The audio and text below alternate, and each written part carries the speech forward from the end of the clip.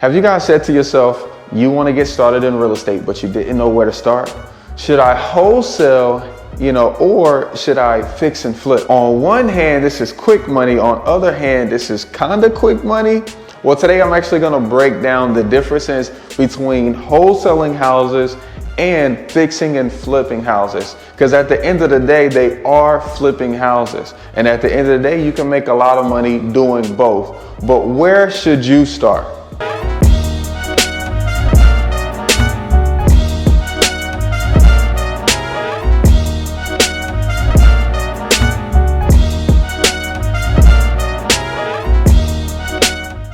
What's up, guys? It's your boy Sawan Belcher. This is me taking action right here on YouTube. If you're clicking on the channel for the first time, welcome. We typically talk about real estate profits and how to replace your 9-to-5 income while using real estate. No matter if we're talking rentals, wholesaling, fixing and flipping, Airbnbs, or group homes, we show you how to do all of that in just 30 days. Now, we particularly go through all of my particular projects. Like today, we're in one of my fix and flip projects that we're getting ready to list. We got a few little things, but probably next week we'll be live on. And we show you kind of how I'm navigating finding the deal, talking and negotiating the deals, raising funds, and then carrying out through the exit strategy. Like on this one, we're projecting that we're going to make about $55,000 on it. And so definitely go ahead and like and subscribe if you want to see more videos like this pop up in your feed. If you're watching this, of course, you're interested in real estate, but you might not know where to start. Or you might already be wholesaling and you want to know if you should be getting into fix and flip. Or you might just say, well, I don't want to wholesale because I don't want to just make a little bit of money, or I want to do fix and flips because I want to make a lot of money. First of all, I want to get rid of some of the myths for you.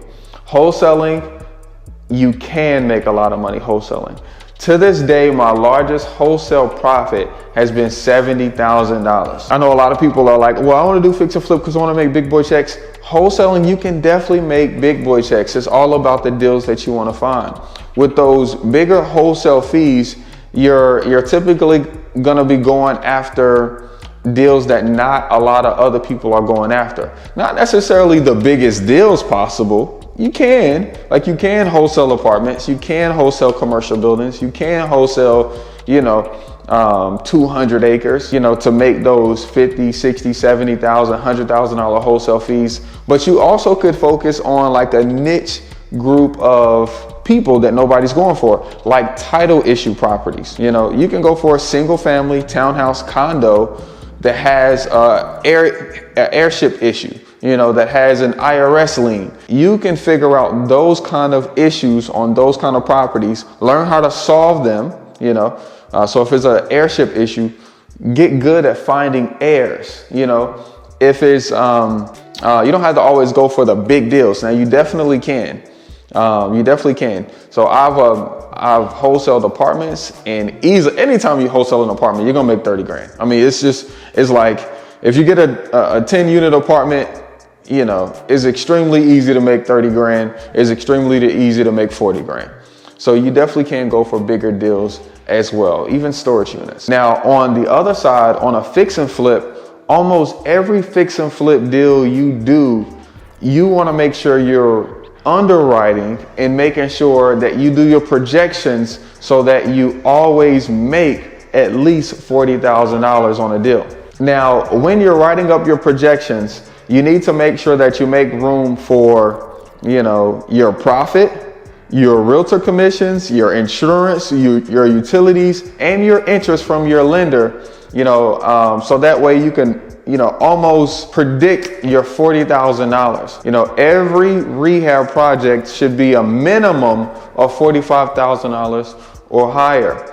Now, most people will see it to be like sexier to do fix and flip, but it's a lot harder to get the $40,000 out of the fix and flip, because you have so many things that could go wrong. A contractor could do a bad job and then you have to redo it. You could have underestimated the rehab and now you're over rehab, but you use hard money or private money. Now you got to find your own money, but you don't have no money, you know, so there's so many different variables that could happen in fix and flip. To get you your 40,000 is a little harder, but at the same time, it's so much easier to make big checks with fix and flips. And that's kind of the, should you do wholesaling or should you do fix and flip? Well, really, how much, stress are you willing to go through? How many problems are you willing to solve? Because if a hurricane does blow your house down, you're probably going to make a lot more than 40 grand because now they're going to pay for you to build a brand new house. It is a lot easier to find deals when you're fix and flipping versus wholesaling. Now, in order to get the best amount of profit when you're wholesaling deals,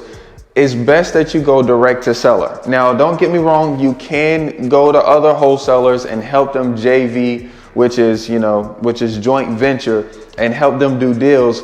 But since you have to split fees, you're automatically gonna, receive less than you would if you were getting the whole fee. But you can JV quicker. I totally understand that. But in order to make the most amount on your wholesale fees, it's best that you go direct to the seller. So it might take a little longer because you're going to be cold calling these people or do a cold text blast or doing some kind of Facebook or Google ads to bring in leads, or some kind of, outreach. And now an outreach, because people don't know you, it will take time and follow up in order to get those deals.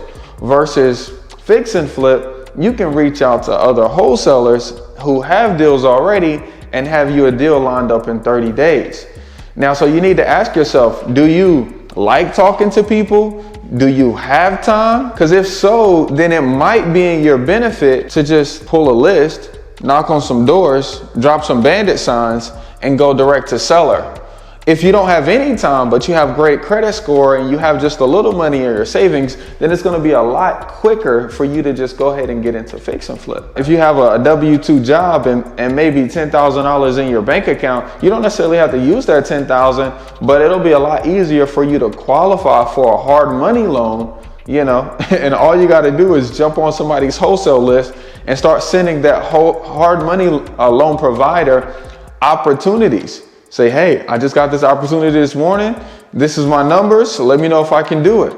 And with a 680 or higher credit score, they'll give you 95%, of the purchase price and the rehab. So you'll probably end up only bringing a couple to a few $1,000s to be able to close on a fix and flip property, and you can close in 14 days or so. So how fast do you really want to do your next deal?